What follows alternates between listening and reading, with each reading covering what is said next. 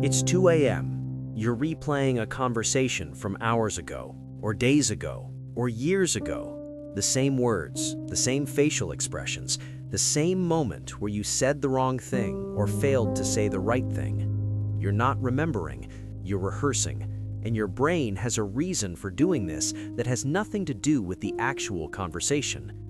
This pattern has a name in neuroscience: perseverative cognition, the involuntary mental replay of social interactions, typically occurring during periods of low external stimulation, before sleep, in the shower, during commutes. Most people assume this is anxiety, or overthinking, or a personality flaw. It's none of those things. It's your brain running threat assessment simulations on social survival data, because in the architecture of human evolution, social exclusion was a death sentence, and your brain still processes it that way.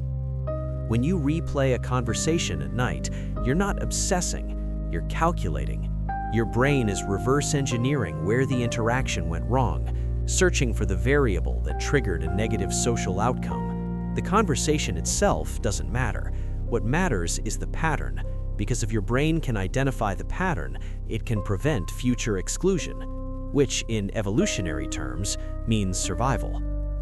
But here's where it becomes pathological. Your brain doesn't distinguish between actual social threat and perceived social threat. It doesn't know the difference between a conversation that damaged your reputation and a conversation where you simply felt uncertain. Both trigger the same neural circuit. Both get replayed with equal urgency. The replay happens at night for a specific neurological reason. During the day, your prefrontal cortex, the executive function center, is occupied with immediate tasks, decisions, problems, stimuli. It doesn't have processing bandwidth for deep pattern analysis. But when external stimulation decreases, when you're lying in the dark with nothing demanding your attention, your brain shifts into default mode network activity. This is the state where your mind wanders, where you think about the past and future, where you construct narratives about yourself. And this is where social threat assessment runs automatically. Your brain prioritizes unresolved social interactions the same way it prioritizes physical threats. If you touched a hot stove, your brain would create a strong memory to prevent repetition.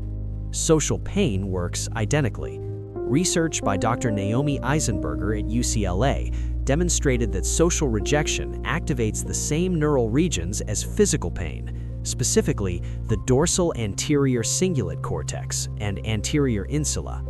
Your brain is treating the awkward conversation like an injury, and it's reviewing the injury to understand how to avoid it. But there's a dysfunction in this system, because unlike a physical threat with clear cause and effect, touch fire, get burned, social interactions are ambiguous. There are infinite variables, infinite interpretations. So your brain replays the conversation, searching for the moment of failure.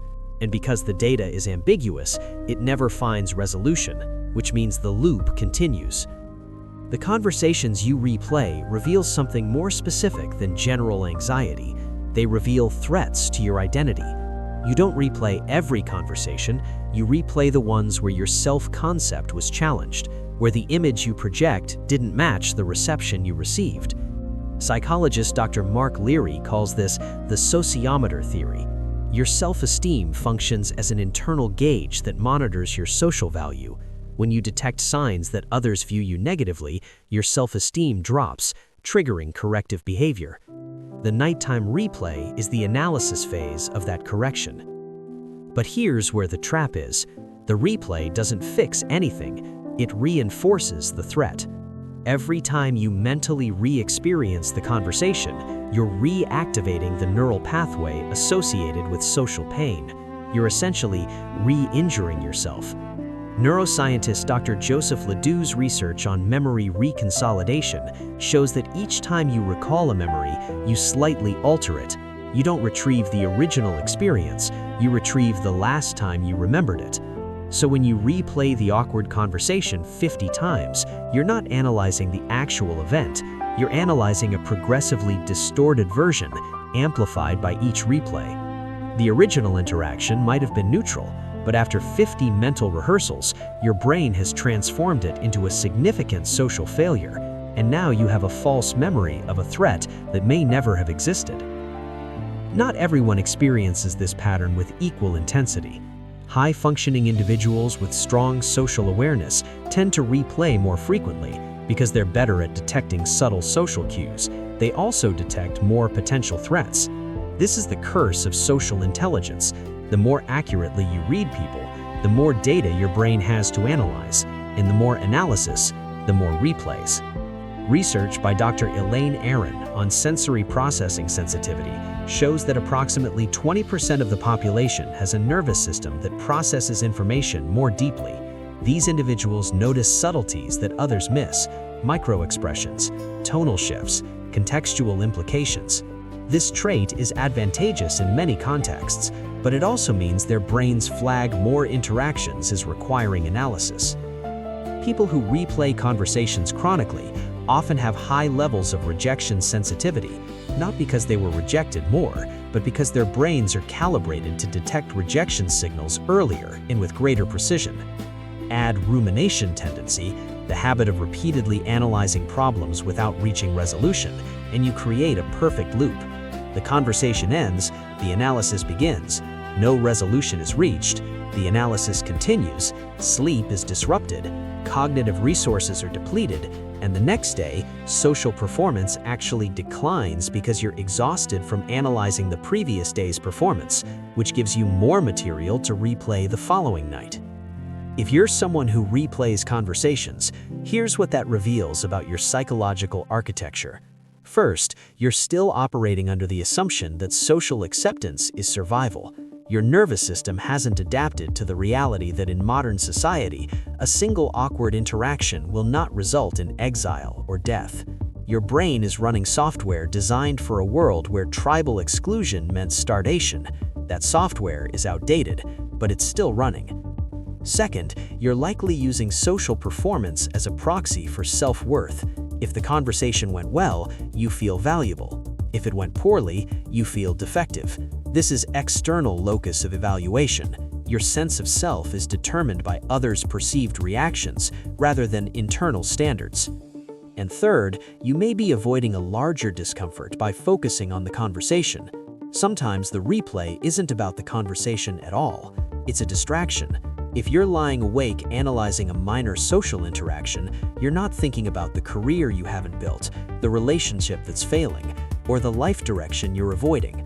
The conversation becomes a screen, a false problem that feels solvable when the real problem feels overwhelming. Psychologists call this defensive avoidance. Your brain would rather replay a 5-minute conversation 1,000 times than confront the reality that requires fundamental life change. The solution is not positive thinking, it's not self-compassion, it's not convincing yourself the conversation went fine. The solution is understanding that the replay itself is the problem, not the conversation. When you catch yourself replaying, you don't need to analyze the content, you need to interrupt the process. Dr. Adrian Wells developed a therapeutic approach called metacognitive therapy specifically for this pattern. The technique is simple. When you notice the replay starting, you externally verbalize that you're replaying the conversation. Out loud, say, "I'm replaying the conversation again." This creates metacognitive awareness, thinking about your thinking, and that awareness disrupts the automatic loop. You're not stopping the thoughts, you're observing them, and observation creates distance. The second technique, ask yourself what you're avoiding by focusing on this conversation. What larger discomfort is this replay protecting you from confronting? Often the answer is more revealing than anything about the conversation itself. And third, accept that most conversations are forgotten by the other person within hours. You're replaying something that no longer exists in anyone's mind except yours. The threat you're defending against is a ghost. So what does it mean when you replay conversations at night? It means your brain is doing exactly what it was designed to do, protect you from social threats that once determined survival. It means you're socially aware enough to detect subtle signals that others miss. It means you're carrying evolutionary software that hasn't been updated for modern reality. And it means you have a choice. You can continue letting your brain run threat simulations on ghosts, or you can recognize the pattern, understand its origin, and choose not to participate. The conversations will still replay, but you'll know what they are: echoes of a survival mechanism that no longer serves you. Not anxiety, not overthinking, not a flaw, just your brain trying to keep you alive in a world that no longer requires that kind of vigilance. If you recognize this pattern in yourself, you're not alone, and you're not broken. This is the psychology of social survival running in the background of modern life. Understanding it is the first step to choosing differently. This channel exists for people who want to understand the mechanisms beneath behavior, not just surface-level advice. If that's you, subscribe. More psychology like this is coming. The next video explores why intelligent people feel like imposters and why that feeling might be more